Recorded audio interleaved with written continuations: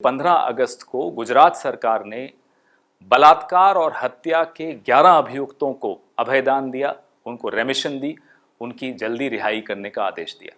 गुजरात में 21 साल की एक महिला के साथ 11 लोग मिलकर सामूहिक बलात्कार करते हैं। कोर्ट ने उन्हें फांसी देने की बजाय उम्र कैद में दी, लेकिन भाजपा की सरकार का मन पसीज गया और आज पता लगता है जब मिठाई बंट रही होती है, भाजपा के कार्यकर्ता मिठाई बांटते हैं और खाने वाले कौन थे मालूम है? यही 11 सामूहिक बलात्कार और हत्या के दोषी। गुजरात दंगों के जख्मों की एक जिंदा मूरत बिल्किस बानो के बलात्कारी और उनके परिवार के 7 सदस्यों के कातिल आज़ाद हो गए हैं। अदालत ने इन 11 दोषियों को उम्र कैद की सजा सुनाई थी, लेकिन गुजरात सरकार ने 15 अगस्त पर इन्हें आज़ाद कर दिया है। जेल से बाहर आए तो मिठाई खिलाई गई, तिलक और फूल मालाओं के साथ स्वागत किया गया। बिल्किस बानो का परिवार इस रिहाई से हक्का बक्का है और सरकार के इस फैसले पर सवाल उठाए जा रहे हैं। कांग्रेस नेता राहुल गांधी, वरिष्ठ वकील प्रशांत भूषण समेत तमाम लोगों ने इस फैसले की आलोचना की है। आदाब, नमस्कार, मैं अतीक खान, आप देख रहे हैं द लीडर हिंदी। बिल्किस बानो का केस साल 2002 के गुजरात दंगों की विभीषिका का हिस्सा है। 27 फरवरी 2002 को गोधरा रेलवे स्टेशन पर साबरमती एक्सप्रेस की बोगियों में आग लगा दी गई थी। ट्रेन में सवार अयोध्या से लौट रहे 58 श्रद्धालुओं की दर्दनाक मौत हो गई थी।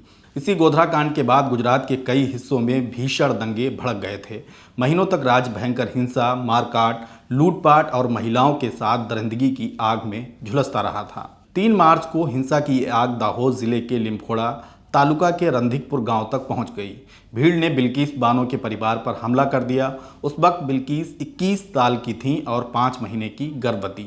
भीड़ ने बिल्किस की आंखों के सामने ही उनके घर के 7 लोगों को मार डाला और गर्भवती बिल्किस के साथ सामूहिक बलात्कार किया था। बिल्किस बानो ने अपने साथ हुई दरिंदगी के बारे में कहा था कि सामूहिक बलात्कार के बाद मैं लगभग 3 घंटे तक बेहोश रही। होश आया तो तन पर कपड़े नहीं थे, दर्द से उठना मुश्किल था।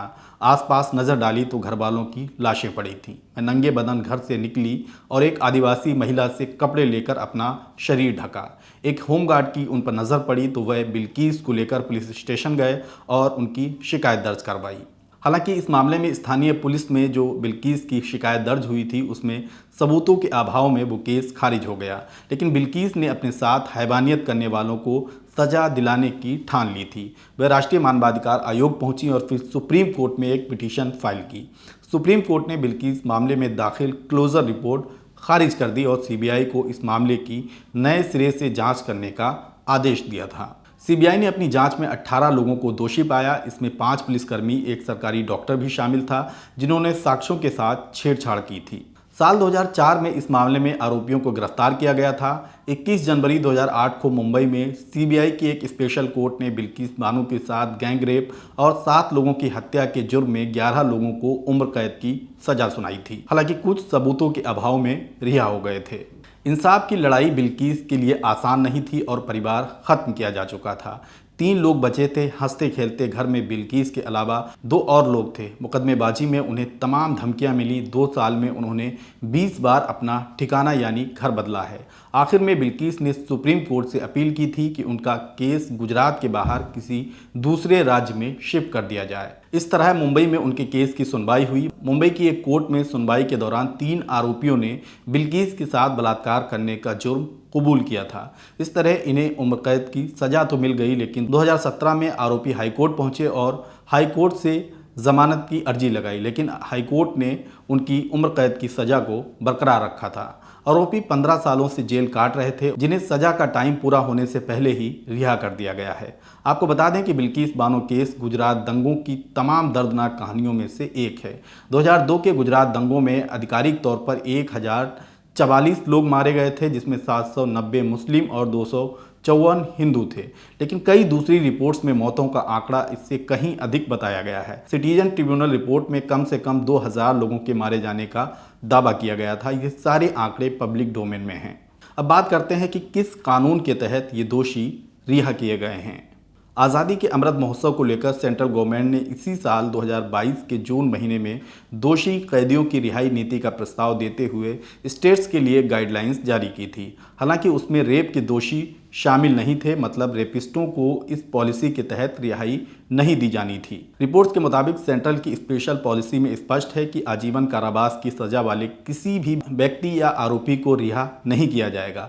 बिल्किस बानो केस में दोषियों की रिहाई को लेकर पंचमहल की कलेक्टर सुजाता मायत्रा ने कहा था कि इस मामले में गठित समिति ने 11 दोषियों की रिहाई के पक्ष में सर्वसम्मति से फैसला लिया था। राज्य सरकार को ये सिफारिश भेजी गई और 15 अगस्त के दिन दोषी रिहा कर दिए गए हैं। उधर बिल्किस बानो के परिवार ने इस फैसले पर हैरानी जताई है।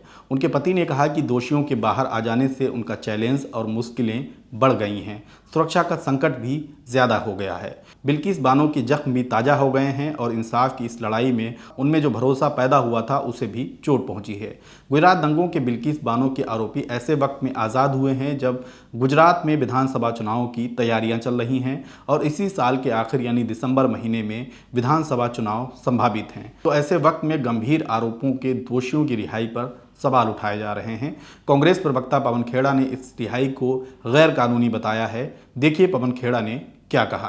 अमृत महोत्सव के दिन 15 अगस्त को गुजरात सरकार ने बलात्कार और हत्या के 11 अभियुक्तों को अभयदान दिया, उनको रेमिशन दी, उनकी जल्दी रिहाई करने का आदेश दिया। नए सवाल और कुछ नए तथ्य सामने आए हैं। तथ्य नंबर 1, गुजरात सरकार ये दावा करती है कि यह रिहाई माननीय सर्वोच्च न्यायालय के आदेश पर हुई है, जबकि सच यह है सर्वोच्च न्यायालय ने गुजरात सरकार को 3 महीने के अंदर निर्णय लेने के लिए आदेश दिया था। क्या निर्णय होगा इसमें सर्वोच्च न्यायालय ने कोई टिप्पणी नहीं की थी, कोई हस्तक्षेप नहीं किया था। तो ये निर्णय पूरी तरह से कार्यपालिका का निर्णय है, न्यायपालिका का नहीं है। नंबर 2, किसी भी अपराध जिसमें केंद्रीय एजेंसी ने जांच की हो, इस प्रकरण में सीबीआई ने जांच की थी, उसमें राज्य सरकार सीआरपीसी की 345 सेक्शन 345 ऑफ सीआरपीसी के तहत राज्य सरकार अकेले निर्णय नहीं ले सकती, उसको केंद्र सरकार की सहमति से ही निर्णय लेना होगा। हम प्रधानमंत्री और गृह मंत्री से यह जानना चाहते हैं, क्या आपकी सहमति थी कि इन 11 अभियुक्तों को, बलात्कार के अभियुक्तों को, हत्या के अभियुक्तों को जल्दी रिहाई दी जाए और माफ़ी दी जाए? और अगर नहीं थी तो हम यह जानना चाहते हैं कि आप गुजरात की अपनी भाजपा सरकार के खिलाफ क्या कानूनी कार्रवाई करने जा रहे हैं। दूसरा एक और इसमें महत्वपूर्ण तथ्य यह है, कहा यह जा रहा है गुजरात सरकार द्वारा कि 1992 की नीति के तहत यह क्षमादान दिया गया, यह रिहाई की गई। सच यह है कि 8 मई 2013 को 1992 की यह नीति समाप्त कर दी गई थी, गुजरात सरकार के एक शासनादेश द्वारा समाप्त की गई थी। उस वक्त गुजरात के मुख्यमंत्री नरेंद्र मोदी स्वयं थे। तो ऐसी नीति जो है ही नहीं, उसके तहत आप किसी को माफ़ी कैसे दे सकते हैं, किसी की रिहाई कैसे कर सकते हैं? वो झूठ है, यह अपने आप में एक गैर कानूनी बात है। और अगर 2014 के नीति के तहत की गई है तो 2014 की नीति में जो हत्यारे हैं, जिन्होंने बलात्कार किया है या सामूहिक बलात्कार किया है, वह बिल्कुल इस तरह की नीति में माफ़ी उनको नहीं मिल सकती, उनकी जल्दी रिहाई नहीं हो सकती। ये तमाम सवाल हैं जिनका जवाब नरेंद्र मोदी जी को और अमित शाह, दोनों गुजरात के हैं, दोनों को सामने आकर इनके जवाब देने चाहिए। गुजरात में 21 साल की एक महिला के साथ 11 लोग मिलकर सामूहिक बलात्कार करते हैं। तब महिला 5 महीने के गर्भ से थी। बलात्कारियों का मन नहीं भरा तो महिला की मां का भी बलात्कार किया। इतने से भी मन नहीं भरा तो परिवार के 7 सदस्य, जिसमें 3 बच्चे शामिल थे, उन्हें मौत के घाट उतार दिया। कोर्ट ने उन्हें फांसी देने की बजाय उम्र कैद में दी, लेकिन भाजपा की सरकार का मन पसीज गया। और आज पता लगता है, जब मिठाई बंट रही होती है, भाजपा के कार्यकर्ता मिठाई बांटते हैं, और खाने वाले कौन थे मालूम है? यही 11 सामूहिक बलात्कार और हत्या के दोषी, जिन्हें भाजपा की गुजरात सरकार ने रिहा किया है। भाजपा के कार्यकर्ता मिठाई बांट रहे थे और वो खा रहे थे। हाय एवरीवन, मैं हूं जसलीन मथारू, द लीडर हिंदी। खरी बात मजबूती के साथ। मुझे बेपनाह प्यार और स्नेह देने वालों से मेरी गुजारिश है कि आप लीडर हिंदी के चैनल को सब्सक्राइब करें और गूगल प्ले स्टोर में जाकर द लीडर हिंदी का ऐप डाउनलोड भी करें।